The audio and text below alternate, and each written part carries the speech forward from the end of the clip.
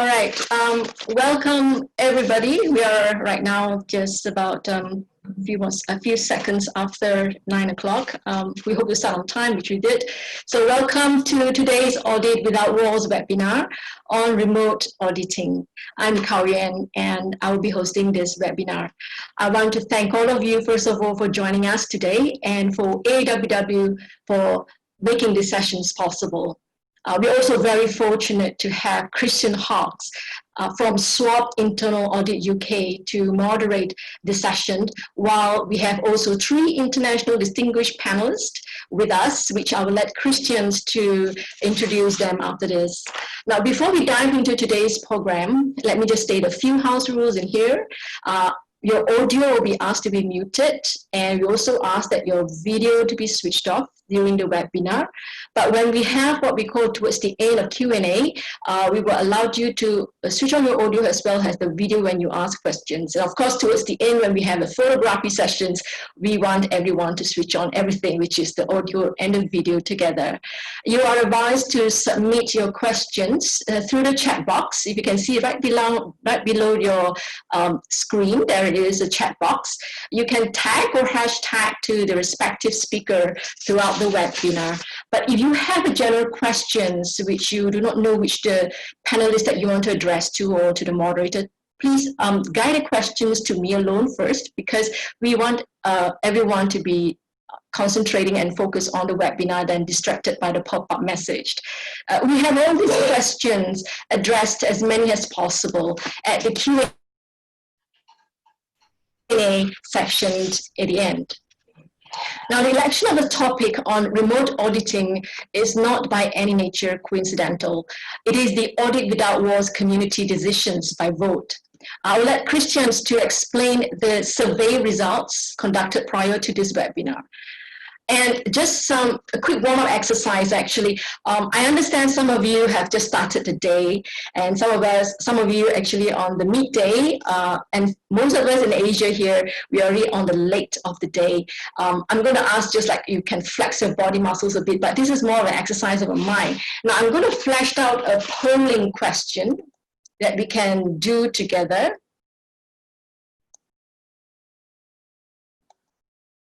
I'm sorry,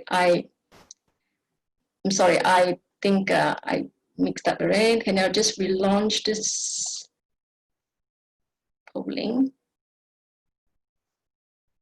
All right.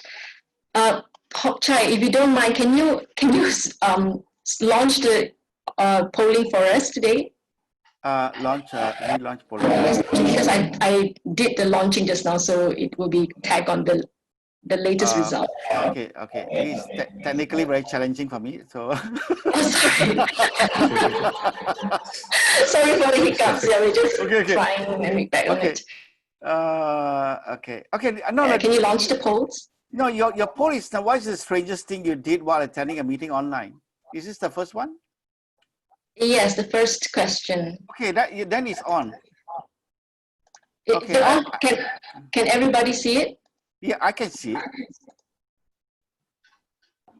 Yes, I can see it. Yeah, but can you do the voting? No, I can't do the vote. Oh, sorry, you can't do the vote. Okay, sorry, I can't see because I'm a co-host. Sorry, everybody. So there's a little bit of a. All right. No, yeah. Okay, I can't vote as well because I'm the host. But yes, people are voting. True. Right. Okay. Continue voting, please. I'll just give you guys at least about 2-3 minutes to do the voting. Pajamas seems to be holding up. Eat breakfast is leading. Okay, breakfast is heading. Pajamas is close by. No one is cooking or brushing teeth or watching Netflix or others. Breakfast is leading. Pajamas. You're a good narrator actually for this kind of progressive on live polling. We have 62 votes out of 79 people, so we're 80% of the vote. Yes, please keep them coming. So we have breakfast is leading, followed closely by pajamas. The rest are just there. No one is cooking, brushing teeth, watching Netflix or other things. Interesting. So there are people who brush their teeth actually during the online meeting. Watching Netflix, there are two, my goodness. That must have shown the online meeting result date board. What is the third one? Other, but my lips are sealed. What is that supposed to mean? Well, I don't know. There may be some secrets that people don't want to reveal what they're doing. There are six or of not them. to mention. There are six of them who's not saying what they're doing. Yeah. We have 69 out of 83 participants, so we have 80% vote. Right, we have 70 right now, so 70 out of 84 people. Breakfast is still leading, followed by pajamas.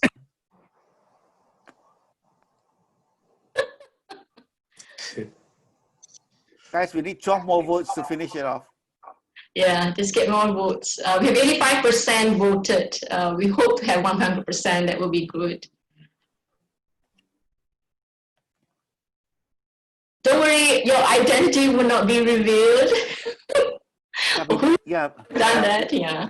We just know the numbers.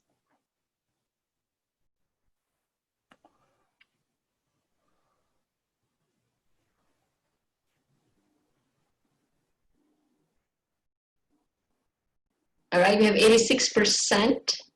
Shall I stop this? I'm meeting more people in. Okay, we have 88% right now. We hope to go out at least about 90%. But I think the results almost plateau. Yeah, it's eating breakfast and other meals. It's tops 43%. Pajamas is next. Pajamas. Oh, what pajamas? Yeah, I think breakfast and meals are still the important thing of the day. Well, for me, it's dinner. Dinner. Yeah, right now. Are you doing that right now? No, I'm not. I'm meeting people in, okay? I'm drinking. All right. We have 87%. For those who have just joined in from the waiting room, we are right now running a polling session. It's just for fun and warm-up session, so we can just play around with it and have fun before we start the webinar.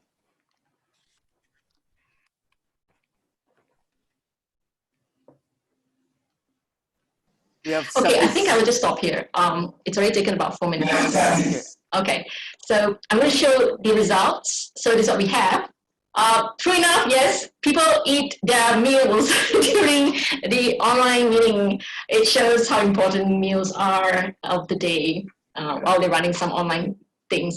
But the best thing in life is really when we get to do things without people noticing or looking at us during doing video conference or online meeting, which is also under our control. So thank you so much for you guys for voting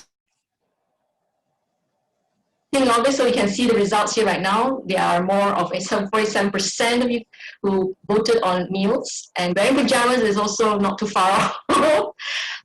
Yeah, so thank you so much for voting this. And now, without further ado, shall I hand the rest of the time to our moderator, who is Kristian Hawkes. Kristian, over to you right now.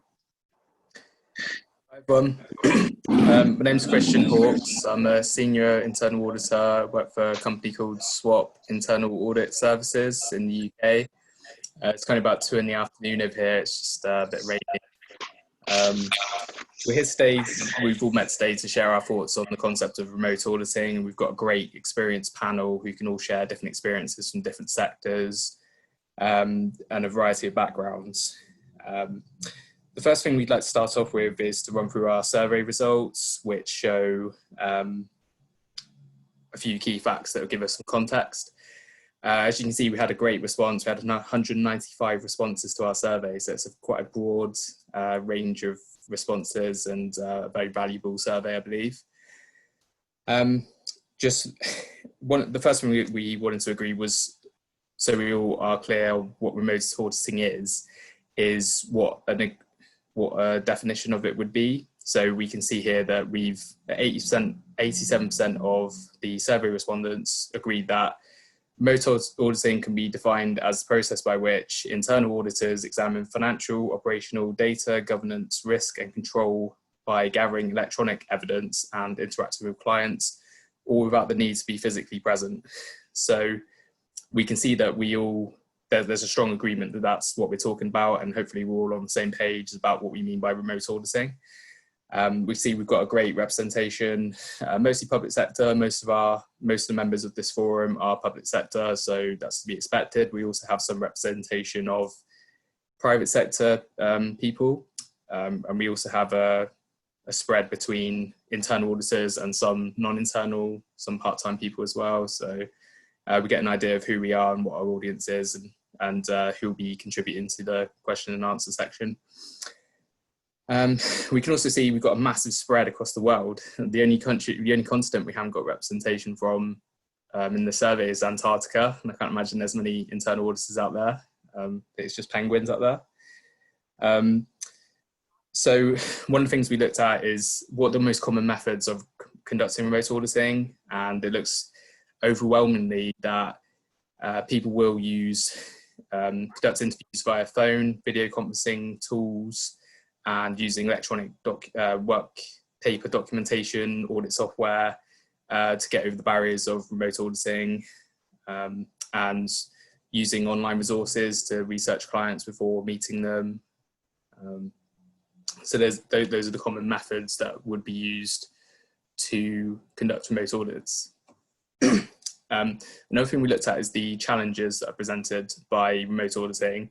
The overwhelming majority said that they have difficulties in delays in moving audit engagements. So if they're scheduled and they need to be moved around, that can be difficult to coordinate if you're working remotely. Another reason is in connection with clients, so building rapport, getting high contact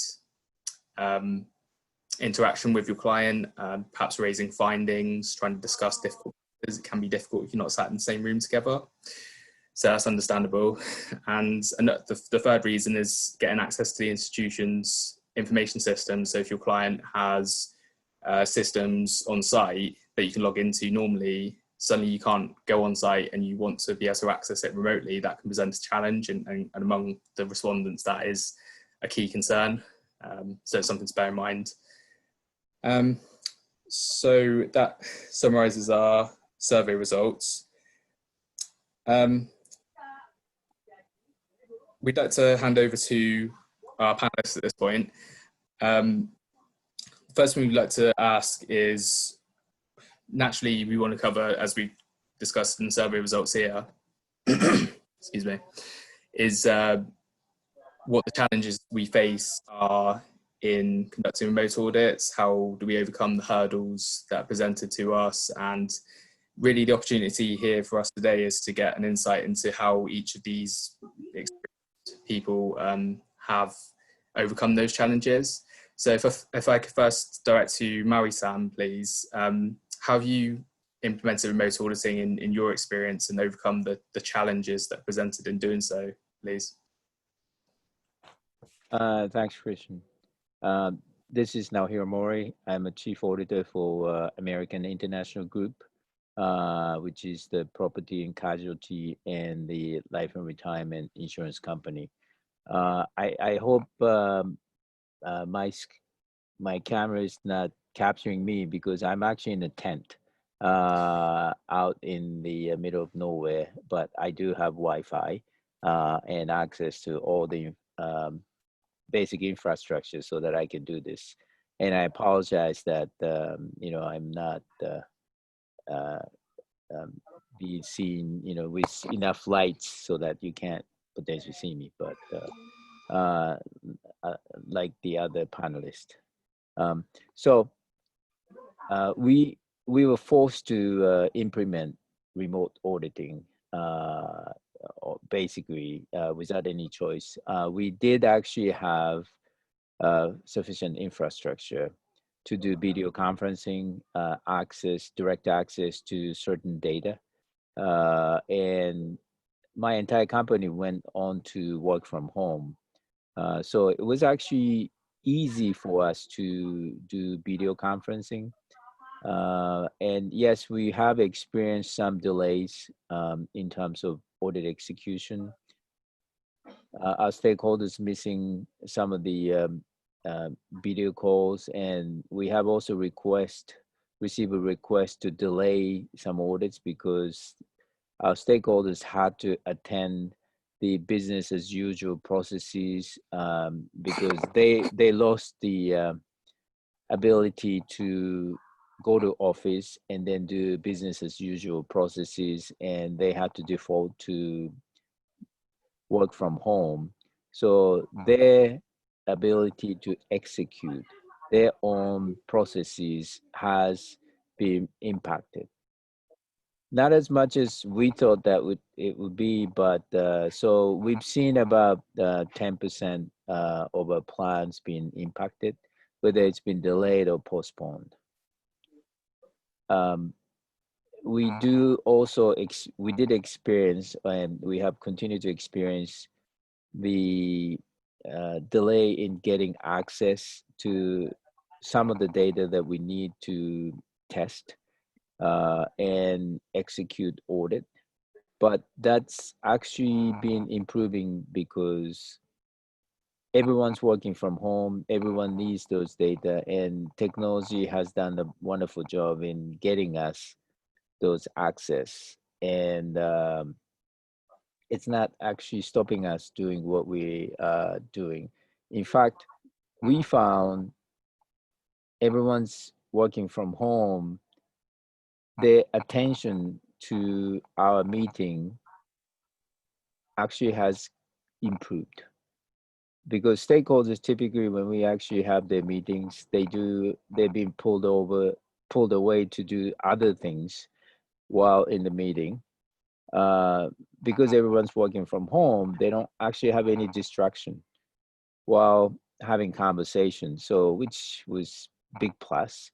And we also found that while productivity has gone down slightly, the delivery has picked up because they're more focused in working from home than working in an office where there's tons of distractions while they're actually executing. Being at home, sitting in front of the computer without any distractions. Obviously, if you have kids or dogs or your loved ones, yes, you have distractions. But otherwise, we found that working from home and remote auditing is quite fit. And we've also, obviously been thinking about the how do we do continuous auditing and without actually sending people on site. We found actually that it's easier for us to do remote auditing and continuous auditing without actually doing on-site. Yes, we may actually lose human touch for those stakeholders that we have not met. So it is difficult for the first timers, but then if we know stakeholders already, if we had previous relationships with them, it actually did not make any difference whether we actually do it physically on site or doing it remotely. Similar things for continuous auditing, that we actually have regular catch up with stakeholders and understanding the key performance indicators, key risk indicators. We could do this just as same as being on video versus meeting them in person. So all in all, our experience in implementing the remote auditing by using virtual means, whether it's video conference or direct access to the data, has been rather pleasant. And we're certainly looking at what the new normal would be, and I'm sure that there'll be another question that we will discuss about that. But it actually has given us different idea about what we can do with this. Back to you, Kristian. Thank you, Mara-san. Tuncay, would you mind sharing your perspective, please?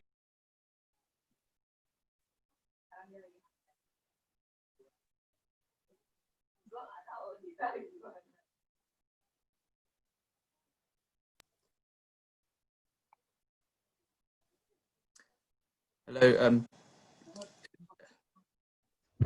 it's Tuncay there, please. Sorry, yeah. Hello, everyone. My name is Tuncay Efendioglu. I am the Director of Internal Oversight Function at the International Civil Aviation Organization, a specialized UN agency based in Montreal, Canada. The last 15 years I've been working for the UN organizations, so international public sector. And prior to that, I have another 15 years of experience in private sector companies and banking. Now, when it comes to implementing remote auditing, from my early banking days even, I could say that we always did a part of the work and audit work remotely before we even started our on-site visits, for example, in banking network and then branches of the banks I used to work for. So it's not it's a new thing. It's not a new thing. It's been always there. Now, but with the pandemic, of course, it has become more important, maybe internal audit functions.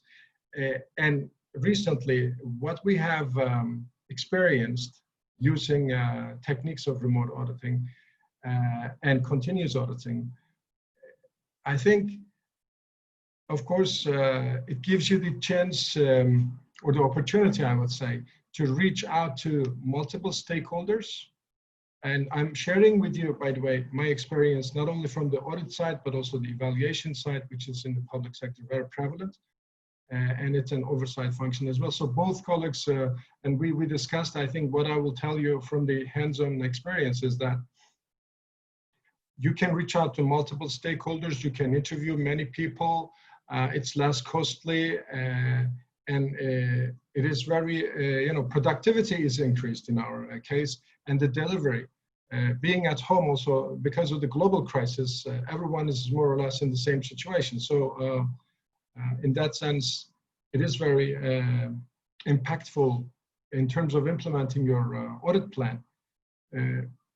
But what we have experienced that, of course, as an auditor close to 30 years, I could say nothing replaces the physical presence on site, because there are a lot of things that we do capture by being on site, observing the environment, observing the body language of the auditees. As you know, in communication, non-verbal communication is 70% against 30% verbal communication. So there is this limitation, but nevertheless, we have been able to interview people and do our jobs. But the more challenging part was in public sector organizations, and especially political organizations like the UN, the trust factor is important. So sometimes we had to sort of shorten the interview or change the time and then put people in ease. Connectivity has been an issue. We had an example that we had a consultant working on our project together with us, and we had to interview someone in Tanzania. Us being in Montreal, so there's an 8-hour time difference.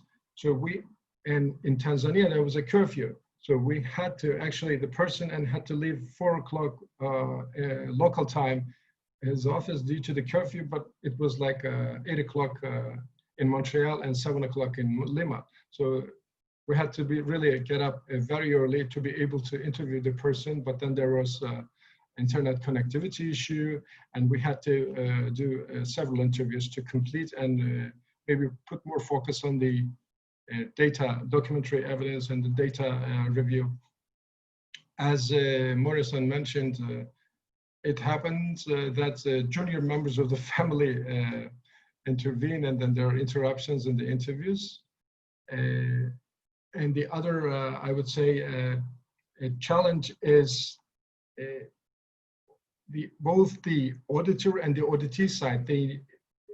they need to be able to use the technology. Some didn't have Skype, some had Zoom, some didn't have Zoom. So, you know, these are simple stuff maybe, but it is very important, and timing is in addition to the scheduling of the meetings, but the availability of technology, and whether the both sides can use that technology to also exchange views, but also transfer of data.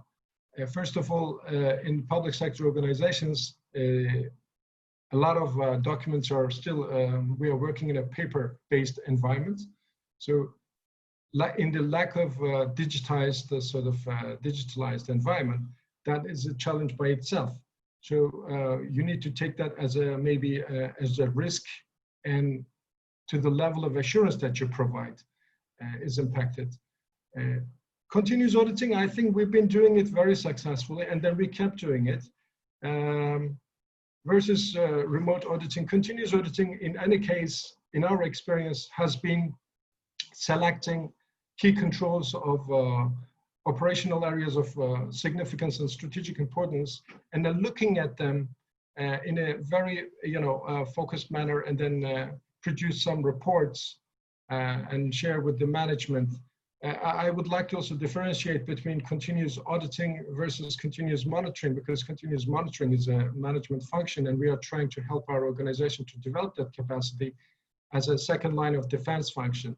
But from our perspective, we have produced some dashboards and looking at maybe some key controls in some areas, and we produce some maybe exception reports that will help us also do our audits in the future, planned audits also, when the situation returns to normal. That is also something that we are thinking. Now, technology hiccups I mentioned. Some colleagues didn't have, for example, a simple access to internet or computer. And greater reliance on secondary data. That I would like to also give you some impact. Now, cybersecurity, when you are exchanging information, so we had some confidential or sensitive information, how securely we can exchange. We had this issue, so we were trying to sort of find ways to securely exchange data. And there's another element that I would like to see, because we knew that some of our stakeholders did not have internet or access, or they had some trouble. There is a selection bias when you talk to your stakeholders. But that is something that one should also take into account in terms of the objectivity and of the audit. And technology, of course, technology is the must, the underlying factor in all that. And one last thing that I would like to mention, we changed our plan and we put more emphasis even in our planned audits on continuous auditing. And also some audits, as you know, are easier to do on-site than remotely. For example, we had a physical security audit, which we then postponed, because physical security means that you need to be on-site and you need to really observe the physical environment. But instead, we brought forward an audit of logical access controls in our case. So this kind of adjustments are always done. On the other hand, I hear from my colleagues also a complaint that, being at home all the time with kids and everything, they feel this, although they are surrounded by people, but they would like to come to the office, have this social environment, maybe have this water fountain or water dispenser chatter. It's a social aspect is not there, so the auditors are also suffering from that angle, I would say. So from our experience so far, overall, it's a positive experience for the team, and I think I wouldn't put the continuous auditing against remote auditing. Continuous auditing could be part of a normal audit or a remote audit in any case, but the level of engagement with the client is what makes it different in that angle. And that we haven't had any issues so far. Back to you, Chris. Thank you. Thank you, Tuncay. That was really interesting. I think absolutely it's a matter of meeting the stakeholder needs, like staff and customers, and all working together to overcome these challenges. And it's really good insight. Darren, would you mind sharing your perspective, please? Yes, no problem. Well, first of all, a good day to all of our friends across the globe here today. It's a great honour to be asked along to take part in this session today. My name is Darren Roberts. I'm the Assistant Director for ICT, Digital and Cyber at SWAP Internal Audit Services. We are primarily an audit company that deal with the public sector. We started off 15 years ago, in fact, it's our 15th year this year, in a collaboration between 2 local authorities here in the UK. And since then, we've grown to now having over 26 partners across the UK, and now we operate nationally as well. As part of the transformation for the company last year, we had a new chief executive, David Hill, and he put together a new business plan for the transformation of SWAP going through. So the previous reliance on waterfall style risk assurance reports, we kind of expand that out really for looking at with regards to our own flexibility and how we could continuously add value going forward. So we were looking at remote auditing pre-pandemic, and we were looking at other techniques such as Agile, which we're going to be covering a little bit later on in this session today. First of all, a couple of points that I'd like to agree with Tuncay and Mouri-san on. And first of all, that is about engagement with stakeholders. It's absolutely key that you do that, to mainly because for particularly with us, with the public sector and UK local authorities, this is a big change for them. Previously, they've been used for internal audit, coming in, doing risk-based reviews and giving them very large reports. Now what we're saying is, particularly from my side, I can speak from the technology audit side of things, we're now reassessing with regards to how we're going to be looking at that risk and looking at the different ways, not only we're going to be testing, but going on and reporting to them as well. From my side, from the portfolio that I've got, as far as I'm concerned, my team are on a mission to demystify. Why do I say that? Because going forward, we think that there hasn't been enough engagement from executive boards, top level boards, audit committees, understanding how technology actually impacts their organizations going forward.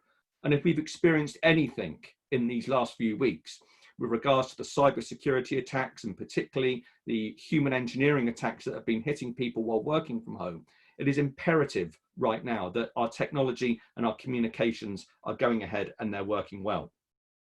But there has to be an appreciation that at the end of the day, audit plans need to be pulled together and audit plans need to be done as well. So it's a bit like what we were saying earlier with Mouri-san. We're able to move on to the ways of working in lockdown quite easily, mainly because of the inherent technology that we already used. So we actually decided to work from home, I think it was around 2 to 3 weeks before the UK Prime Minister Boris Johnson decided to lock down the UK. So we were prepared for that. However, what we had to do was basically have a look at the audit plans that we put together for the next 12 months and engage with the stakeholders with regards to the fact that we'd have to start doing these using remote auditing and using other techniques as well, such as Agile. And we're just starting to look at lean auditing as well. It's something we started to look at next week. Now, this was part of our Chief Executive David Hill's business plan anyway. So all the pandemic did was kind of accelerate that change and that transformation that SWAP needed to go ahead and undertake. How did this impact on us? Well, immediately that impacted on our Q1 plans. So there weren't just remote audits in there, there were full assurance reviews as well. So we took a different view here in the ICT audit team.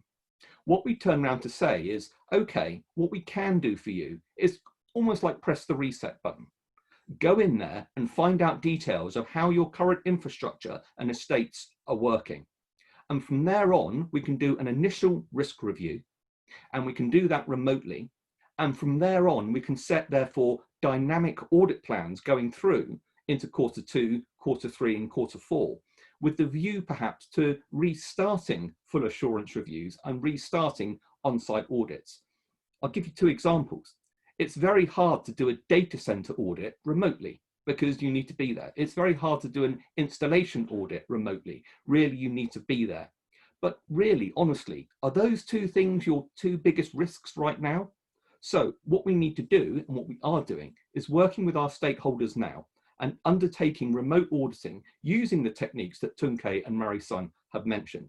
So we heavily use Teams, we heavily use encrypted email, and all of this is done through my team at the moment working from home. And something else that's helping us at the moment is agile auditing techniques, which we'll talk about a little bit more later on. But something else I've found is that it's now changed our focus. We've now become more preventative. And now I'm finding that we're adding value back through these remote sessions that we're doing initially. And what we're now finding is that we're now busy. At the moment, my team can't take on any extra work. They've got no appointments at the moment until Monday week because we're just so busy. At the moment, the clients are now coming out of their shells as such. They've seen some of the work that's being done. They said, actually, we're interested in that. We actually like that. We can see that going forward.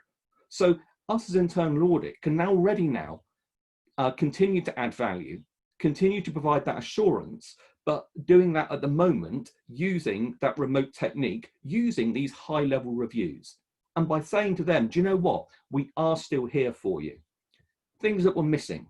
Absolutely. We're missing that one-to-one contact. Nothing beats, I think it was Tuncay that said it just now, nothing beats meeting that person and kind of seeing them in the eye, really. And there are elements with regards to meeting up in the office, meeting from home. But again, hopefully I'll talk about that a little bit later on, how we've mitigated that using agile auditing and using some of the techniques in there. And hopefully those will prove very, very useful to you. But overall, what I would say is, don't think that remote auditing is your be-all and end-all. So please do consider how you would continue to do on-site auditing. But use remote auditing and use continuous auditing, lean, agile. Use them all as tools, because as auditors, we've got to continue adding that value back, and we've got to continue engaging with the stakeholders to make them realize that we're still here, and ultimately, we're here to help. Good. That's brilliant. Thank you, Darren. It's a great point, great insight on being proactive in preparing for a possibility of remote audits and recognizing future disruptions to service delivery and preparing it beforehand, the importance of doing so. So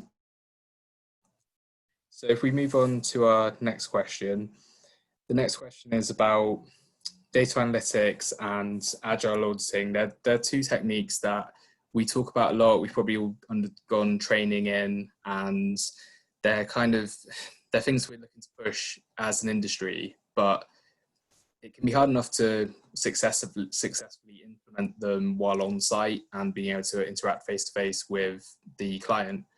How do we go about that while trying to remote audit? Do you mind sharing your experiences, please? Mauri-san, could we start with you, please? Sure. Thanks, Kristian. Our view is irrespective of whether we would do remote auditing or on-site auditing, both of these techniques, data analytics and agile auditing, are essential for us to innovate our process and be able to provide value to our stakeholders. Take, for instance, data analytics, moving from sample-based testing to full population testing. We will find things that we were not able to find. And we're actually capable in looking at trends, anomalies, which we were never been able to look at that before. And added bonus to that is we may potentially be able to uncover fraud by looking at the full population testing and then doing the trend analysis. So to me and to us, I talk about data analytics a lot with my Institute of Internal Auditors colleagues, and everyone agrees that this is the future for internal audit. And clearly, business are using data analytics too. So first line, second line, using them, and then we actually work with them, and in some cases piggyback with them. And if we actually produce good data analytics tool, we will share that with the first and second line that would enhance their control, which in turn, Darren talked about the, barrier of internal audit. And that's the barrier that I think that people actually find it quite useful. On agile auditing, clearly, I think point-in-time auditing is good, but more and more risks are moving very fast. Like this pandemic, you saw that within the space of 3 months, it completely changed the paradigm of how we actually operate. Everyone work from home, and business has stopped, and process was digitized. So if we do point-in-time audit, I think you're going to be missing a lot of points, because what we saw 3 months ago become irrelevant. So how do we actually deal with that? Is the speed of risks that are changing so quickly, and new risks are emerging so fast. We do need to use agile auditing technique, and then getting involved with our stakeholders, either through workshops or huddle, and really produce the audit result very quickly after going through sprints, and really work closely with them to provide solution to the problem that we have on controls. So this is essential. And once again, when I speak to my IIA colleagues, everyone has agile auditing on the agenda.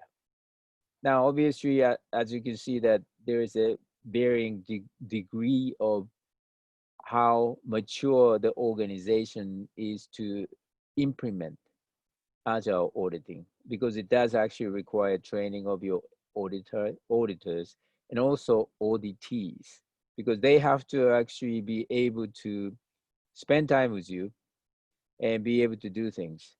Now, in the remote auditing setup, as I said in my previous conversation, that stakeholders are actually more open to do things with us, and they're really focused. We have captive audience.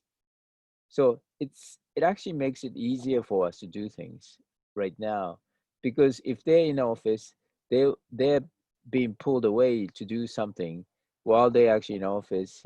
Someone pops in, their office, and there's always urgent things that they need to attend. But being on work from home situation, they're really focused on what they're doing and getting things done on the spot. So just coming back to the remote audit setting on data analytics and agile auditing, I think those two are essential, and they are building for the future. Back to you, Kristian. Okay, thank you, Maui-san. Yes, definitely a good point. We need to keep doing those things. Tuncay, would you mind sharing your insights, please? Thank you, Chris.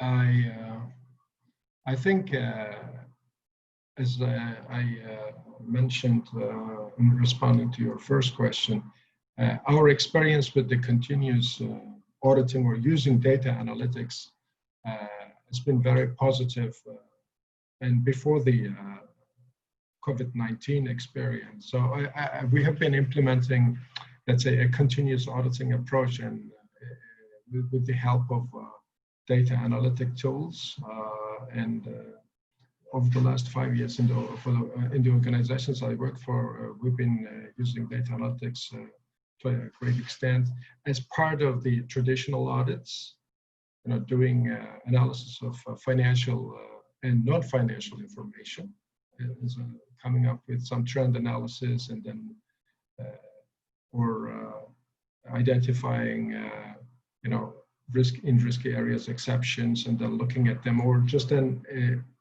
gathering this data and then also verifying on-site during the on-site visit with the auditee. Now that we are in a lockdown situation, for example, in my organization, we are still, we've been working from home since mid-March, and it will continue at least until end of June, and then highly probably afterwards there will be a partial return. So the use of data analytics, I think, is now more and more important. Currently, we have 3 assignments, for example, that we use data analytics either wholly as part of our continuous auditing approach or part of a traditional audit. Of course, having said that, it may not be the case in other public sector organizations. In our case, we are lucky we have full read-only access to all the systems, and we have this IT infrastructure. So that gives us a lot of latitude to go back and then do a lot of analysis without really bothering our colleagues, not only at the headquarters, but also in the regions. We have a regional presence around the globe. So this has been very useful. And this is the only way, if you do not have technology today, with the help of the data analytics, you cannot really implement your plan. You cannot really prioritize your plan. And I heard that in some agencies, because of the size of the team and lack of maybe data analytics, some organizations decided to ask management to say, okay, do you need any auditors to help you in some areas, maybe in their advisory capacity? But we are doing it anyway by using data analytics and conducting consultancy and advisory, I would say, assignments as auditors. So this has been our experience. Now, when it comes to agile auditing, I haven't had this experience per se, because the last 15 years in the UN and in international public sector organizations, we are not that agile yet. So in that regard, I'm very much looking forward to hearing from Darren how you are going to kickstart the agile auditing, or this in a very flexible environment. We are trying to do it by data analytics and continuous auditing, but agile auditing and having the availability of the stakeholders and then implementing an agile auditing technique, we haven't had hands-on experience. But on the other one, as I mentioned, I think it's important that you do have the skill set and competencies. The staff should have these. That means we need to invest, and we need to be forward-looking in our organizations, so that regardless of whether you have a pandemic or not, the future is technology, and technology is the basis of our work in terms of objectivity and then impartiality of the results. But again, it will be combined with the human touch that the auditor will go and verify and also get the full picture by being on site. So now another way that we are doing, for example, sometimes we change the scope. We do the data analytics part, or the part that we can do from the headquarters, and we postpone somehow the part of the audit work later. Once we return to normal, then we will complete the audit work. We have also two assignments like that. This has been more or less our experience, Chris. Thank you. Okay, thank you, Tuncay. Yes, that's brilliant. As you say, I think Darren will have something to say on this, so I'll hand over to Darren, please. Thanks, Kristian. I mean, for me and for the SWAP as a company, it's data analytics and the continuous audit really work hand in hand with remote audit. As far as I'm concerned, there's some of those key enabling tools going forward. However, don't think at all that this is a quick fix solution, Don't think at all that you can start this with effect from next week. It needs a lot of planning. And if I was to give one tip, and you're finding yourself in a bit of a lull with clients at the moment, is use this lull time at the moment to undertake some of this transformation, to undertake your techniques with regards to how you're going to be changing your method of audit with regards to data analytics, agile, etc. And start planning for how you're going to look over the other and in the other side, how you're going to look in that kind of new normal. Now, as I said, this is something that SWAP were planning to do pre the pandemic anyway, but something that we found out is that it's so important that you actually get your end-to-end business processes sorted out if you're going to be undertaking data analytics. Let's use a little analogy. We have two fantastic data analysts. We took them on last year, and they do things with data sets that, as 20 years as an IT auditor, I'm very jealous about. They are brilliant. However, let's use this analogy. Let's just say that they're engineers and they specialize in servicing your pride of joy Ferrari.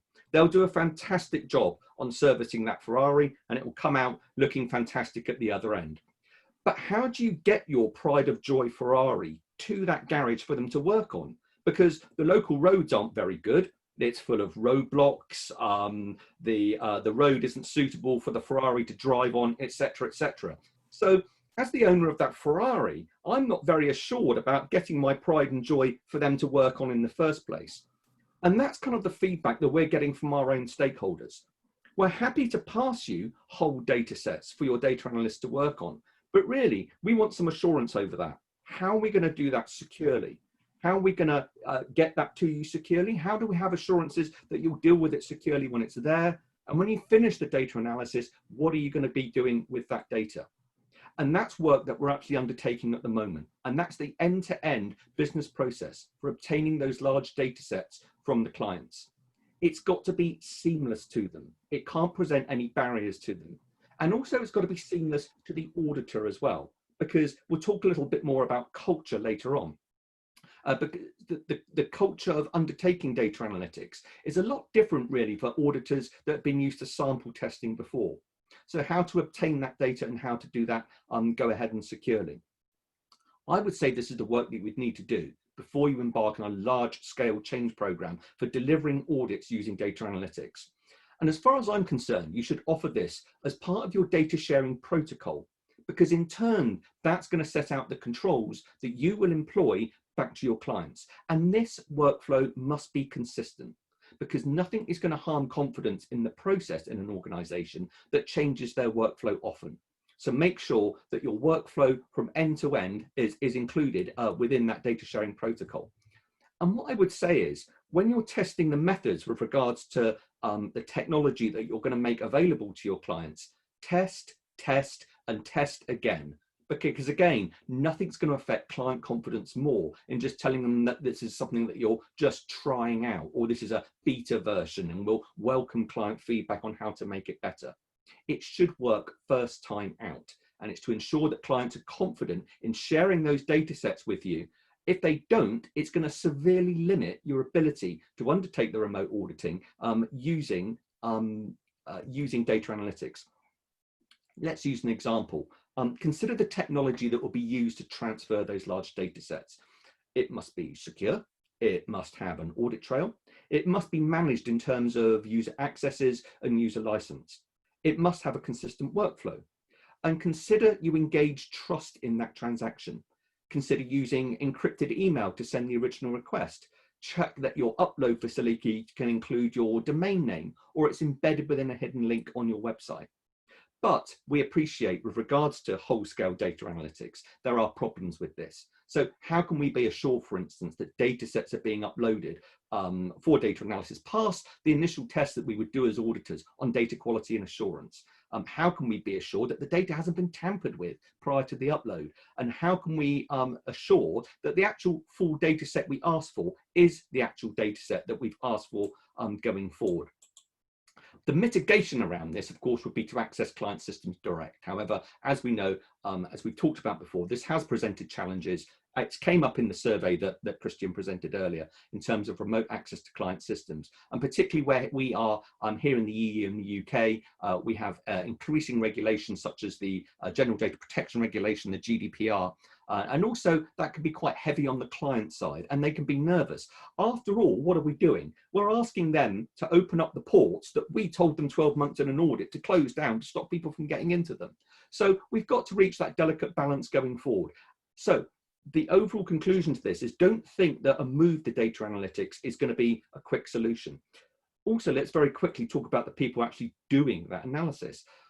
The data analytics people, they'll need constant training, and they need to be good as well. So consider investing in a lot of time. You may find you have the skills internally within your own auditors, but do keep investing with regards to the skills that you'll have in data analytics, because as Tuncay and Mouri-san said, this isn't going away. This is going to get bigger. So ensure that you use your time effectively now to have a look at how your data analytics offering is going to look when it comes to the new normal later on. I'm probably going to go over my 5 minutes here, Kristian, so do excuse me. Agile auditing. So we have used it, and we've used it very, very effectively.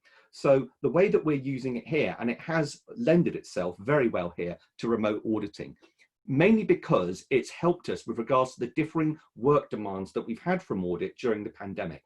So using agile methodologies, we've moved to using our offering iteratively to clients who are now seeking more rapid opinions on assurance, rather than a waterfall approach to undertaking the testing and reporting holistically at the end of a review. So very, very quickly, as we know, we've had organisations moving to the application we're using now, folks, Zoom.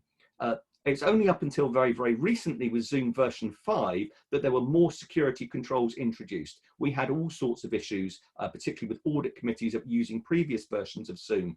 So actually they wanted some assurance on that quite quickly. So they don't want a formal testing program with a report. They actually want that assurance done quite quickly. So we used agile techniques to do that, to deliver the assurance to them iteratively. And through that, we can actually put down to them the scope of the stuff that we've missed and the different iterations of the assurance that we can actually move towards them going forward later on to populate the plans going forward. But something I found that has really helped my team, and that's a methodology within Agile called the daily stand-up. We promoted the use of the daily stand-up, which is done with my team every day at 9:30. And the great thing about this is we can do it virtually. And I'm going to use an acronym here. We call it the VSU, the virtual stand-up. Every day we review our tasks for the coming day, and we set ourselves targets, with those tasks then formally recorded as sprints. This has helped all of us in our team no end in maintaining a consistent level of work and resource during the pandemic. And we're really pleased that in the last few weeks, the clients are now actually coming back to us, asking us now about more planned work. It quickly allows us to establish any bottlenecks, any shortage of resource to reallocate work quickly. And it has numerous advantages. It does not alienate a member of my team, and it promotes the sharing of skills and knowledges in the team. In fact, just this week, I had an issue where a member of my staff was over-allocated on work. Now, how would that have worked previously? I probably wouldn't have found that out until a week later when he completed the audit work. Now, with virtual stand-up, we get 24 hours notice of that, and I can then reallocate that work within the 24 hours. And because of the virtual nature of the team using the stand-up, it's actually helped us to reconnect as well. And one element that has been unexpected through remote working has been alienation and loneliness. And perhaps that's something we'll cover a little bit later on the culture side of things. So with our virtual stand-ups, we can still act as one team and actually get together. Wednesday virtual stand-up, we do a little quiz as well. So it's enabled us to change our offering to the client base on assurance around the iterations. If I was going to offer you a little bit of a takeaway or a bit of homework, have a look on YouTube at something called the Agile Coin Game. Now that's very, very interesting because what it does, it looks at projects rather than audits, but think about how the coin travels through the 4 members of staff and how quickly you can deliver assurance using Agile compared to the waterfall method. It means we can chop and slice the original scope into a program of iterative assurance. It needs some design in your approach to audit work programs, and it needs, again, close collaboration with the client. However, it does mean that using that iterative approach, we have the opportunity now to realign risk models and risk management every quarter rather than every year. It is increasing our flexibility on audit plans. And again, speaking for myself from a technology side of things, it enables my team to respond very, very quickly to new threats and emerging technologies. And finally, it allows us to be more responsive, and it assures the client that we're more engaged, and more importantly, that we are taking that preventative element to our work instead of looking back all the time. And as I always say in my previous talks that I've done, we always like being that kind of 3 steps ahead. Thank you, Kristian. That's brilliant. Thank you, Darren. Just to keep you all awake, we've got a second poll to flash out. So if we do that now, we're a bit conscious of time, so we'll just try and keep that to a minute. Just give you 60 seconds to answer that poll. That should come up now.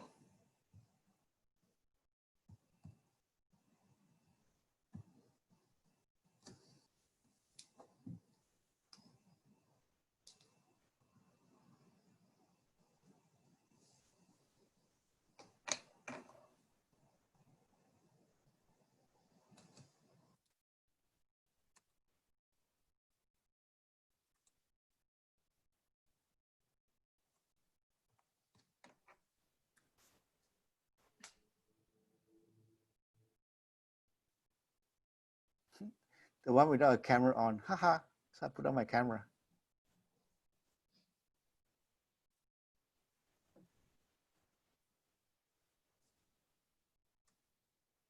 Well, I walk around the house a bit, so.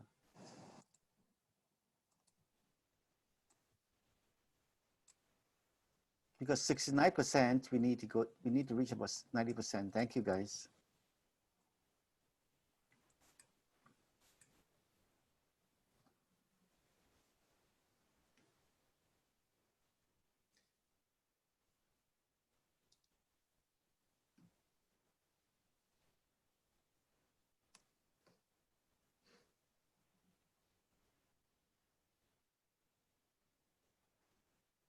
Well, it looks like the one without the camera on is the most popular one at 73%.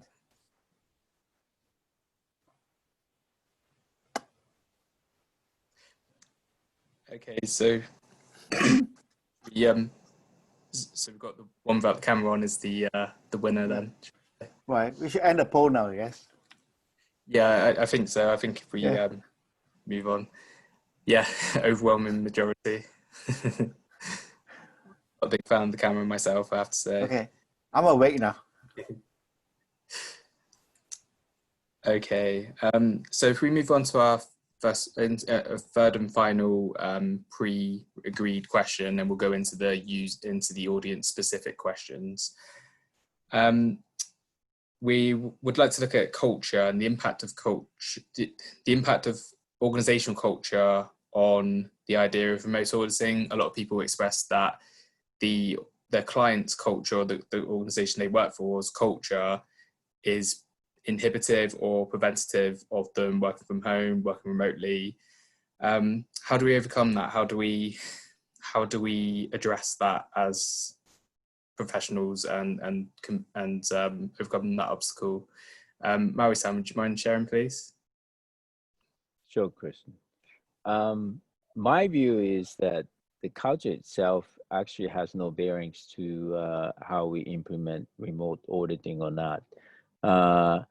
As both Tuncay and Darren mentioned, I do think it is important that we actually have face-to-face meeting with them and understand, the body language, and through doing auditing.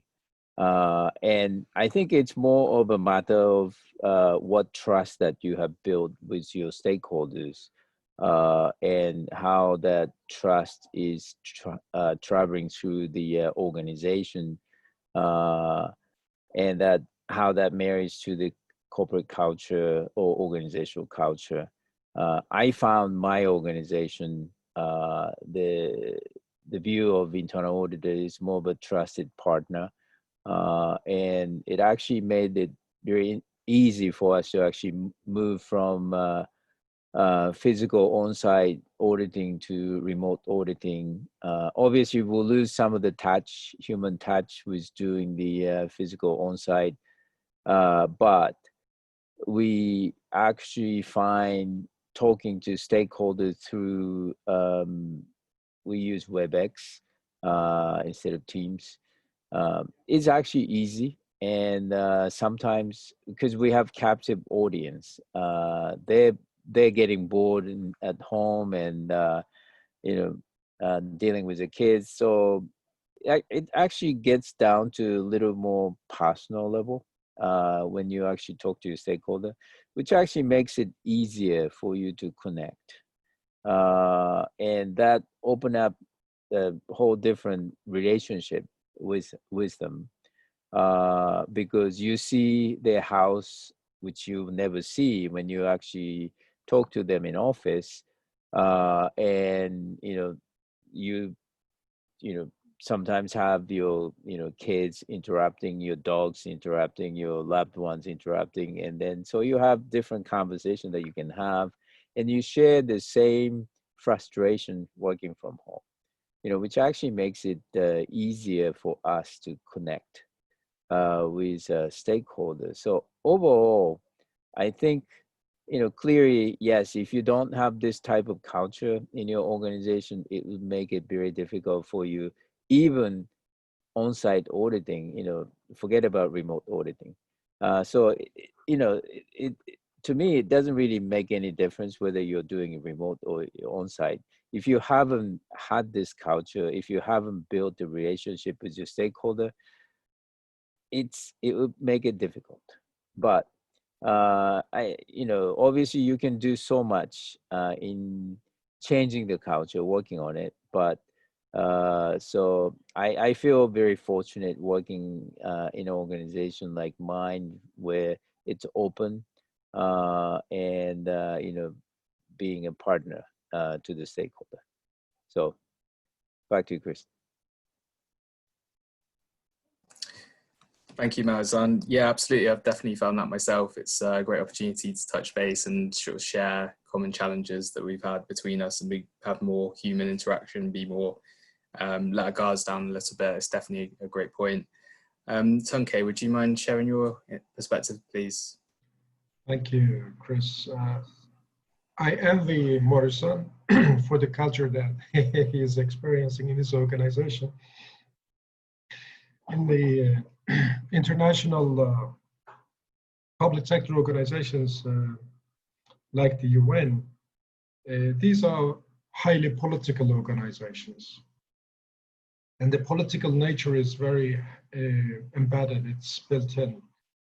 So it's very important to establish and develop interpersonal relationships or working relationships with your stakeholders over the years.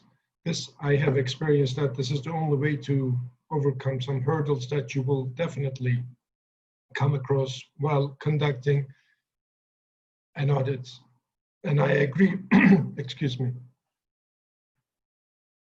I agree with Morrison that regardless of whether you're doing it remotely or on site, culture plays a role. For example, we had a recent example while interviewing some colleagues and stakeholders outside the organization.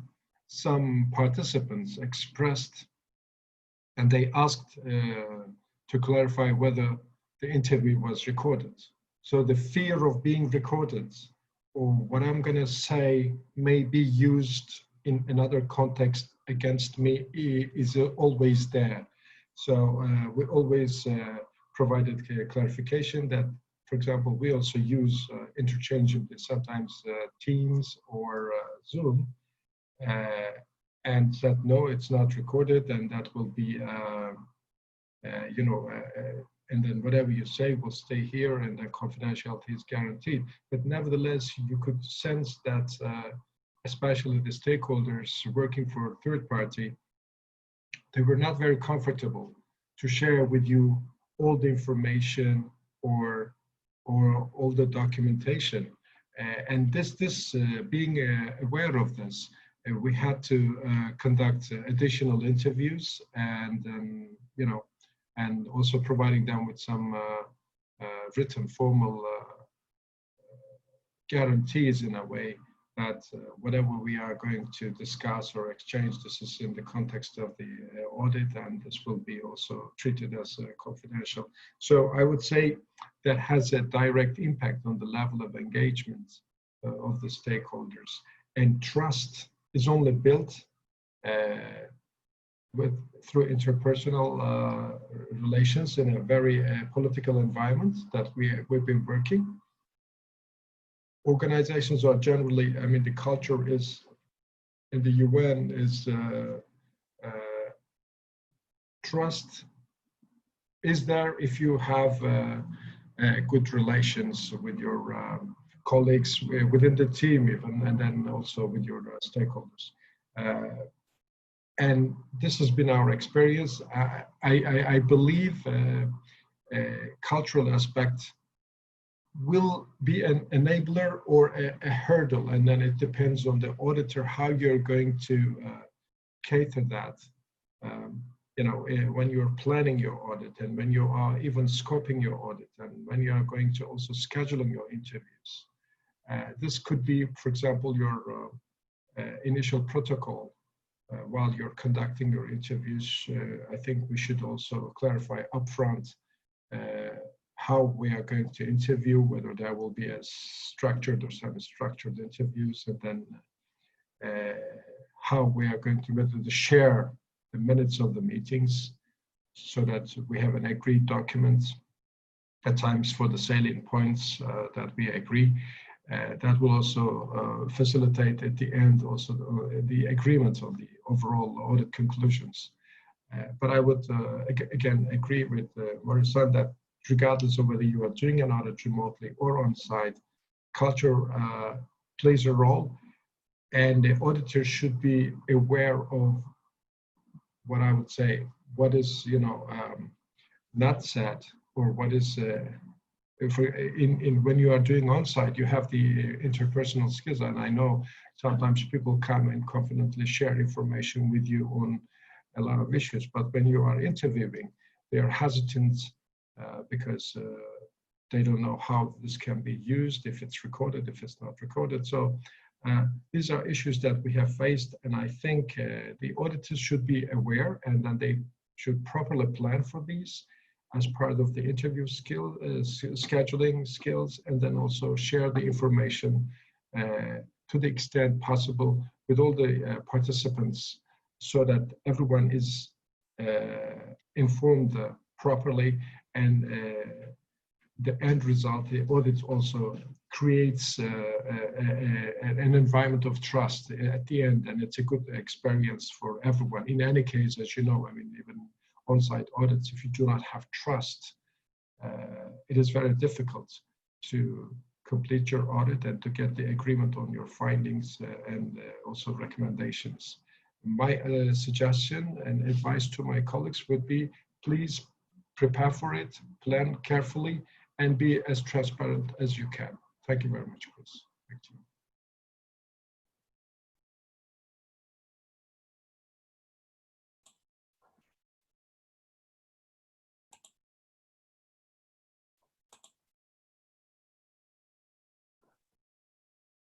Chris, you are muted. Sorry, everyone. Thank you, Tuncay, for letting me know. I was just saying it's a great point about trust and being transparent throughout the process and not bringing any surprises to anyone. And the concept of being recorded as well is a very interesting point. It's one that I hadn't considered personally, so thank you for sharing that. Darren, would you like to share your perspective on this, please? Yeah, sure. For us, and the way that we've gone forward as a company, is that for us, remote auditing has to be owned from the top. I know that our Chief Executive, David Hill, is very much leading on that. And as his board, the assistant directors around and the board around SWAP, we're all supportive of that as well. But the reason for that is that we're understanding of the implications of those differing styles and the offerings that we've got there in terms of remote auditing. But to enable that, we must all support that change, and we've got to be with that as well. So ensure that you've got the support from that, from your top table, and they understand the implications of that going through. And carrying on, once again, this seems to be a theme today of today's webinar, is getting that again, that engagement through from the stakeholders. And that's something that our chief executive has been done when he's been speaking to the clients direct, saying, this is the strategy that we're going to be going forward. In the new normal, this is the way it's going to be looking. We've also got to remember to set our own expectations. So what is actually realistic? We've got to be careful that we don't end up over promising, or we don't end up under delivering. So how can we then therefore convince the clients that we can actually still provide that quality assurance? I think it was Tuncay that mentioned just now that it can be simply down to ensuring how your staff will conduct themselves on remote sessions. Just think of it, how you would actually conduct yourself if you were one-to-one anyway. You wouldn't be turning up there with your pajamas. You wouldn't be turning up with your cat wandering all over your laptop. So remain professional, prepare your surroundings, prepare your content, set clear objectives. So don't think of your remote session as a remote session, but simply that the technology is enabling a one-to-one session with you going forward. And also don't just stop at what's actually happening with regards to that one-to-one session, but think about changing the focus for reporting as well. I don't know how many of us still produce our reports static word documents, but we all go ahead now. Such as Office 365, we now use Swag, we looked at the use of PowerPoint, and we're certainly looking at the use of video.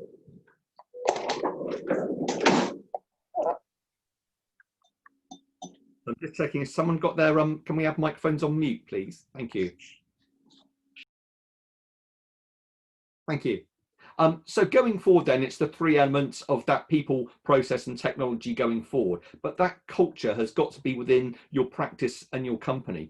And also look at emerging technologies, the creativity that we've got. We've got the possibility of using drones. We've got the possibility of using remote cameras. But look at the challenges around that as well. So the impacts of access, it was mentioned earlier, the access to Wi-Fi, the access to 4G, particularly if you're in a developing country. Do we issue, say, elements such as pocket Wi-Fi going forward?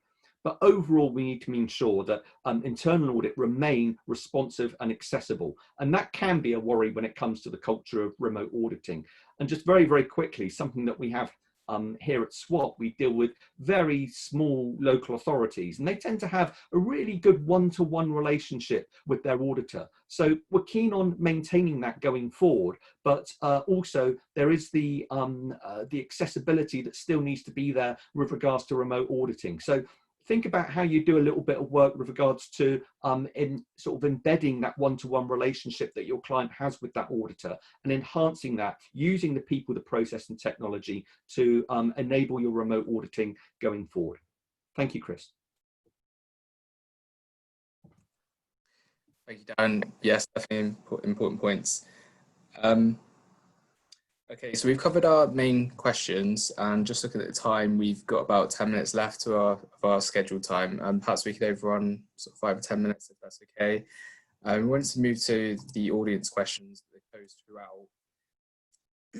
Excuse me. They've posed them to the panelists specifically, so I'll read them out to you if that's all right. Tuncay, someone's addressed to you. They said, as an outsourced auditor, where is the onus, the responsibility for providing a secure platform for document sharing? Is it our responsibility, or is it for the client to provide that?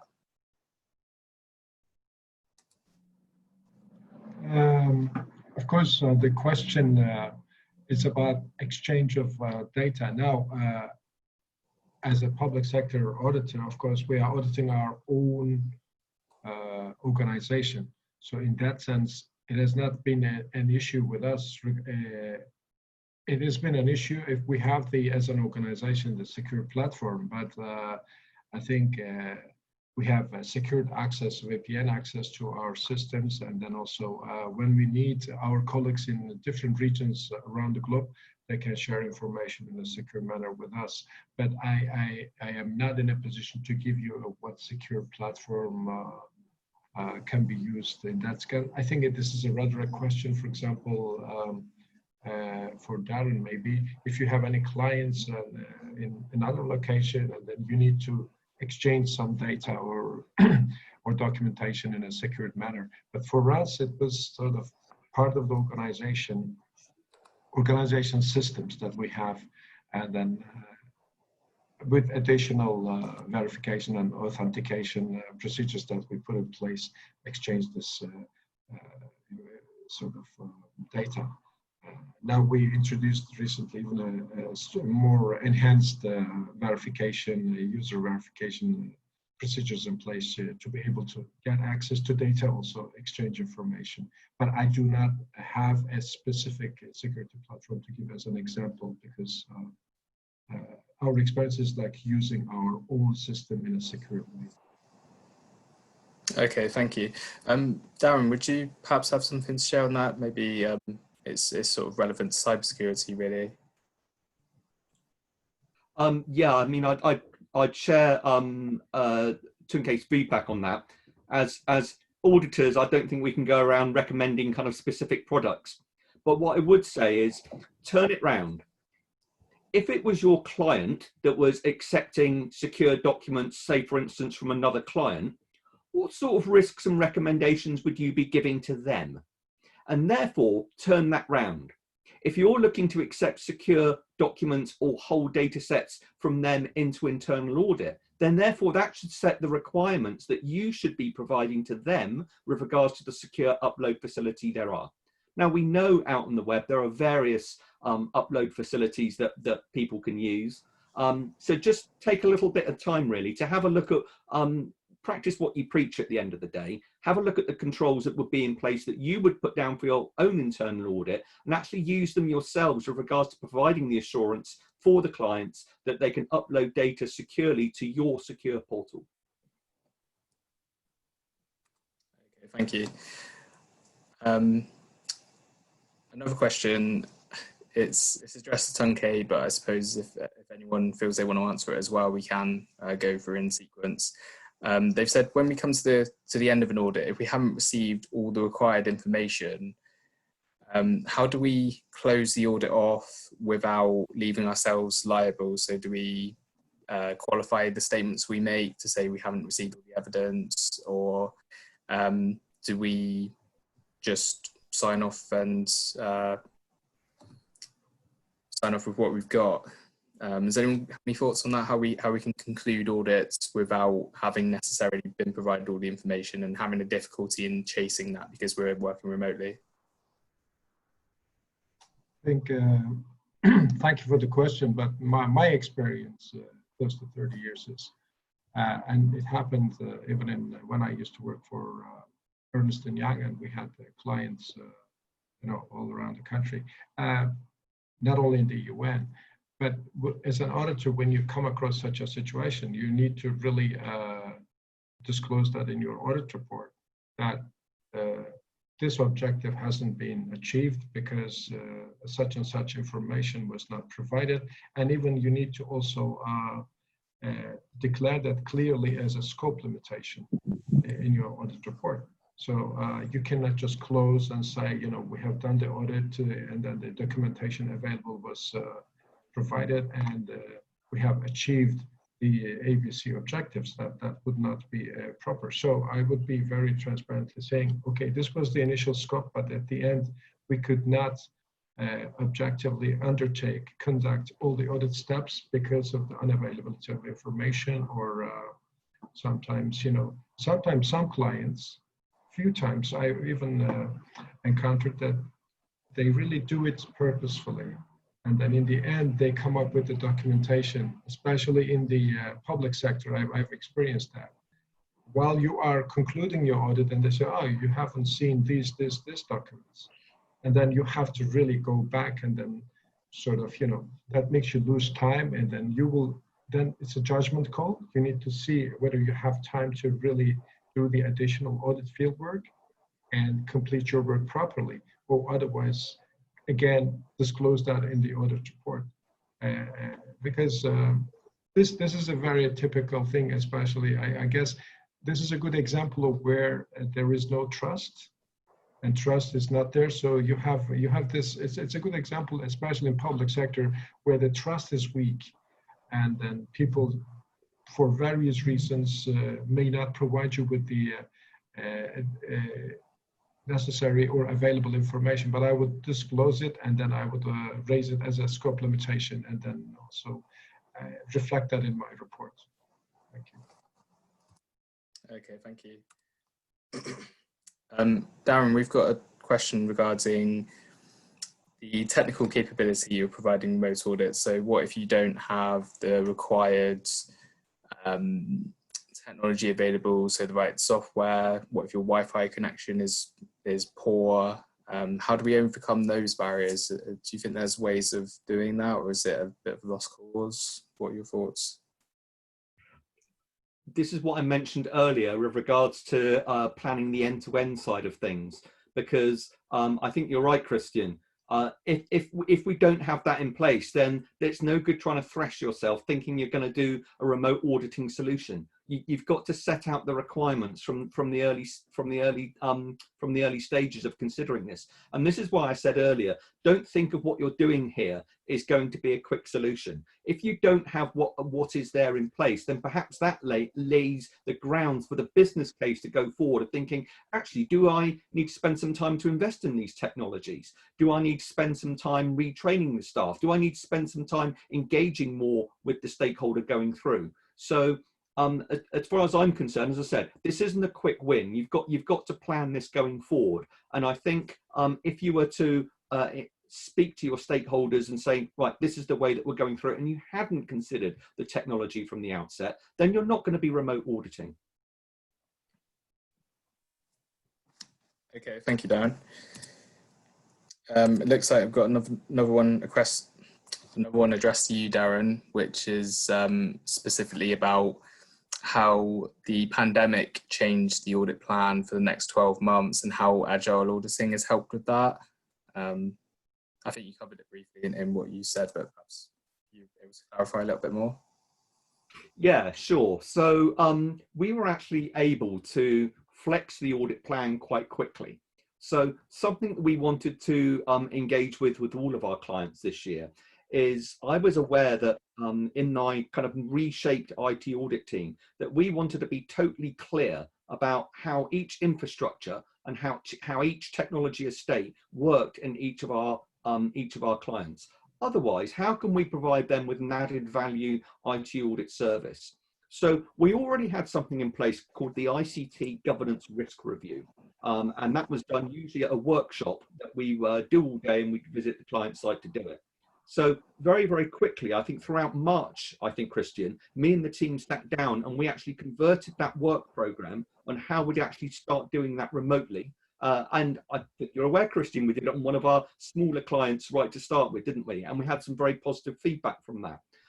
Now we've done 3 or 4 of them now, and now what's happened is we talk about culture. Now my ICT auditors are starting to get used to how to do those reviews because the same questions are coming up time and time again. So now they've got that opportunity to go ahead and challenge that. And all of this is now undertaken through 3 means. 1, a Teams meeting, because we primarily use Teams.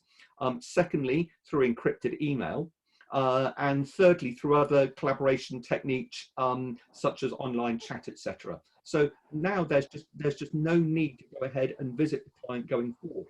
However, the results of that governance review will then set forward what we're going to be planning for them going forward into Q2, Q3, etc. So it is no longer a static plan going forward for that 12 months. Now, the other thing is undertaking that review now shows that the infrastructure challenges that they're having now during the pandemic. So actually we're adding value back with regards to let's have a look at some of the lessons learned, particularly around elements such as technology resilience, such as working from home, etc. So that's where it certainly helped us going forward. But on saying that, we did have to react very, very quickly to it. And I'm very pleased with the work that the team did throughout March. But as I said before, if you're finding yourselves in a lull at the moment, now is that right opportunity to have a relook at those processes, have a look at the audit programs you do at the moment and just consider which one of those could you actually go out and deliver remotely. Okay, thank you, Darren. There's a question for Maui-san, please. It says, how do you see the auditing? How do you see auditing looking going forward post COVID-19? Say in the first couple of quarters as we withdraw and we recover. What's your sort of vision for how that will look like and how that will affect the industry as a whole? Thank you. So the new normal of internal auditing, and that's the question I think that lingers in everyone's mind. My view is our profession is fit for remote working or working from home because, well, as long as you have direct access to data and as long as you have direct access to your stakeholder information or meetings. Having said that, so my view is that yes, work from home can be default, but I do want to caution that having physical contact with the stakeholder, having a physical meeting with the stakeholder and on-site visit, I think you do need to do that, continue to do that, as we discussed, in the previous session. It is important, but it's striking the right balance. So my view is, particularly in the U.S. institution, we do have, in addition to COVID, we have the other riot situation, and not, certain people don't feel comfortable coming into office actually, or use the public transportation. So in those cases, we do expect them to be working from home and only come to office when it's necessary. So it's the flip of, what used to be that, yes, coming to office was default and then working from home was an option. Now, we could potentially see that working from home is a default and coming to office is an option. But once again, striking the right balance is important because you do want to have direct access, physical contact, and meetings with your stakeholders. And like Tuncay said, building the relationship is important. So you do want to, make sure that you have the right balance between working physically and then working from home. And the use of data analytics clearly will be pushed to the limit. We are actually trying to automate most of the testing where we can, where the data is available, because it just helps you. And moving from sample-based testing to full population testing is clearly the winner. So that's what you should be doing. And then also use of agile auditing, I think is going to spread because of the benefit that you will get. But not everything is fit for agile auditing. So you have to be selective as to what is actually useful for agile, what is not. So that's just my view on that right now. Okay, thank you. If we just do another couple of questions, we're just conscious of the time. It's a question for everyone really, whoever wants to pick it up. Is it possible to conduct an entire end-to-end audit remotely? And have you performed such internal audits recently? Is it possible to do that and rely upon that? Or do you feel that it should be avoided where possible? Well, we're doing all the auditing remotely, so the answer is yes. Okay.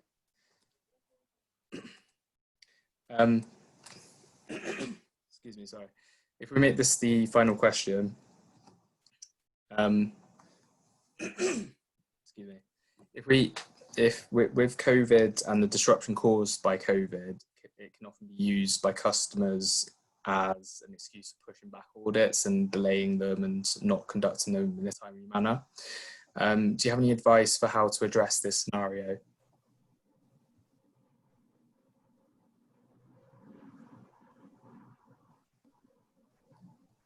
So that's for anyone to answer, really.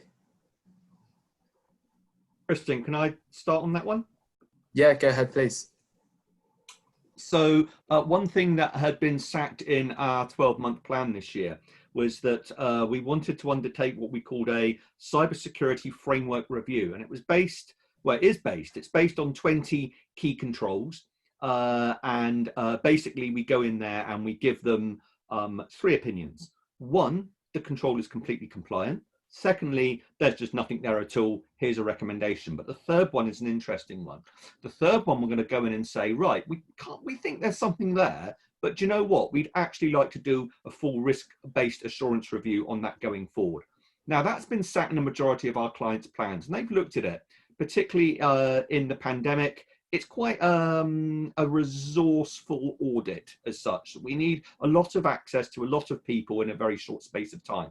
Now, with the issues that we've got at the moment, the ICT people are coming back and saying, look, we just can't spare you these people. So what we've done is we've taken the 20 controls and we've chunked them up throughout the year. Because at the end of the day, we did tell the audit committees that we'd be delivering this throughout 20/21, but we didn't necessarily say when. So as long as we go ahead and we deliver that by the end of the year, and we provided with them with a degree of assurance over those 20 controls. So what we're saying to the clients is rather than us doing that over a period of, it's normally a 15 to 20 day audit over a period of 3 weeks, what we're going to be doing is we're going to be chunking that up then throughout the year, doing a very quick risk assessment with regards to the ones that we'd look at first, and then actually carry on and do that throughout the year. So what that means is the client actually still gets that cybersecurity framework review done, and it can actually still go ahead and populate their plan going forward onto 21/22. It wasn't what we intended to do, but it certainly helped the engagement. It's reignited the engagement from the ICT services, because they've come back and said, you know what, that's a little bit more reasonable. We can actually go ahead with that. And it still means that we can go ahead and deliver the work. It's just over a different timescale. It's delivered, we're just doing it a slightly different way. Okay, that's brilliant. Sorry, that's brilliant, Darren. Thank you. I think we're just creeping over time now, so if we try to bring this one to an end, I just want to give a big thank you to all our panelists. It's been really good to have you and sharing your insight, and it's been very knowledgeable experience. I want to thank Hock-Chye and Cow Yuan Liew, who have been coordinating everything as we've gone, and the team behind Audit Without Walls. If you want to post any follow-up questions, or you think of anything later on, or you didn't get your question answered, if you go to that forum and post to that forum, we'll do our best to address your questions after the fact.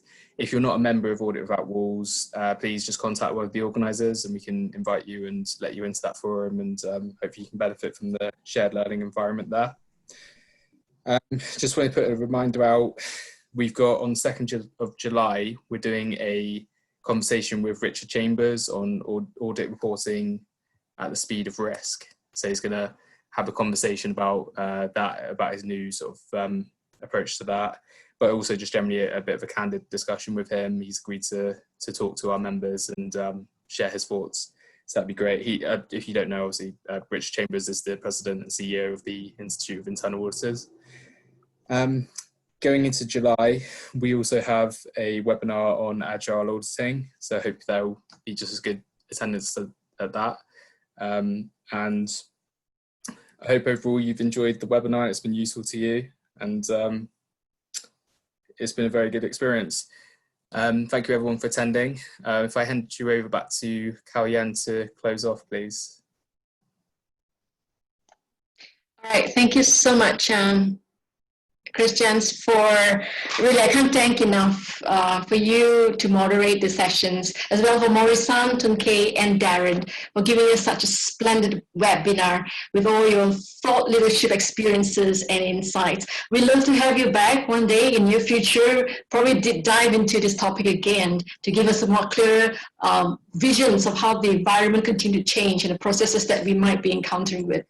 Before we leave, I'm going to ask everyone to turn on your audio as well as your video. We're going to take a group photo if we can in this remote way, but it's the best that we can take. So please, I ask everyone to turn on their video right now. Okay, so I'm going to take the first shot. Do we have about 4 screens? Maybe there are too many of us. There are around 84 of us. Yeah, I'm going to take a screenshot of you guys. Ready for the first one? Okay, hold on a second. Okay, ready? 1, 2, go. Okay, the next screenshot, which of you don't leave first, don't turn off. Once I finish, I'll ask you guys to turn it off. I'm going to take one more shot for the next screen, and this is the third screen. Everybody, have a smile. Right, I'm just going to wait for everybody to come up with, because sometimes it takes a bit of time to show your video. All right, okay, we're going to go to the last screen. All right, ready, everyone? We go. Okay, thank you. So we have right now everybody's photos right now, and I want to say thank you so much for your active participations and really also all the good questions that you gave. But don't worry, we will be addressing the questions that you gave. I have about more than 50 questions here, which some of them has addressed by Kristian. But we will send some of these solutions as well, have a concern addressed later on. So I want to say thank you, everyone. Stay safe and be healthy. So we see you again in the next webinar on July 2nd. Bye-bye. See you. Bye-bye. Bye. Thank you. Thank you so much. Thank you. Thank you. Thank you. Bye. Thank you. you. Thank you. Bye. Bye. Thank you. Bye. Good night. Good night. Oh, good night. Good morning. Good afternoon. Good night. Good morning. Good afternoon. Bye. Bye. Bye. Bye-bye. Bye.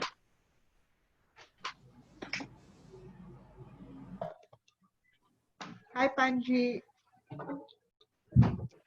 You can bring one another here. Yeah.